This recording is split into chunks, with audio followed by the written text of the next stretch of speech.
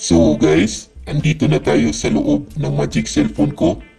First is punta tayo sa ating suki na si Google Chrome.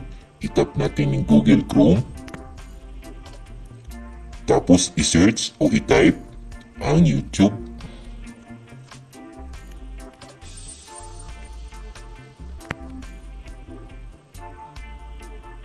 Tapos itap natin yung tatlong tuldok na nasa upper right corner ng iyong screen.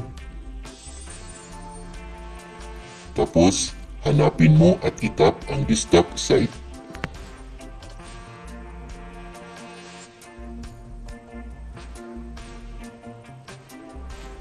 So next is itap mo yung account mo, yung bilog na nasa gilid ng bell. Yan, itap mo yan.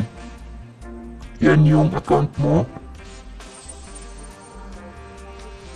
Tapos hanapin at itap yung YouTube Studio.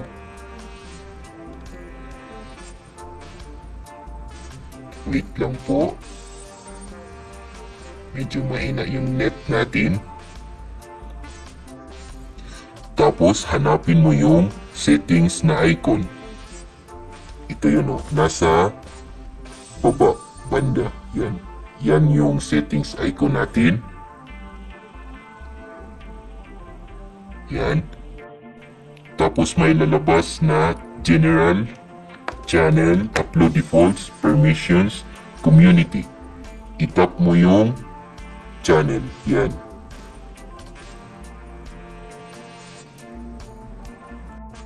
Tapos itap mo yung feature eligibility.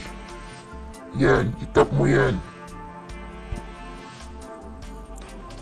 Tapos swipe down mo lang. Hanapin mo yung status and features. Nasa baba yan, status and features. Tap mo din yan. Tapos pag may nakita kayong verify, itap nyo yan, verify.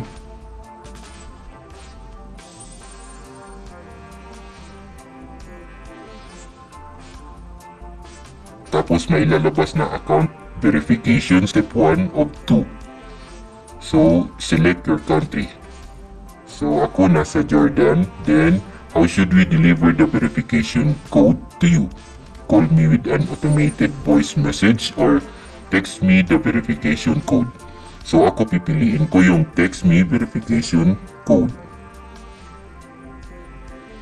Tapos i-swipe mo lang pababa konti, hihingi siya ng phone number mo. Type mo yung phone number mo. Yan. Tapos submit. Magsisend sila ng verification code sa iyong cellphone.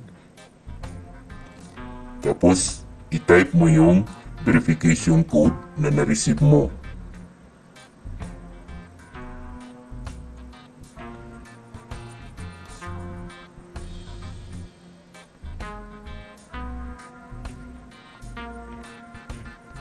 Type lang natin yung verification code. Tapos submit. Ayan, congratulations! Your YouTube account is now verified. So ayan, verified na yung YouTube account natin o YouTube channel. So i-back lang natin, i-check natin kung verified na ba talaga yung YouTube channel natin. Punta ulit tayo ng YouTube Studio. Wait lang po. Tapos sa settings ulit. Tapos sa channel. Tapos feature eligibility.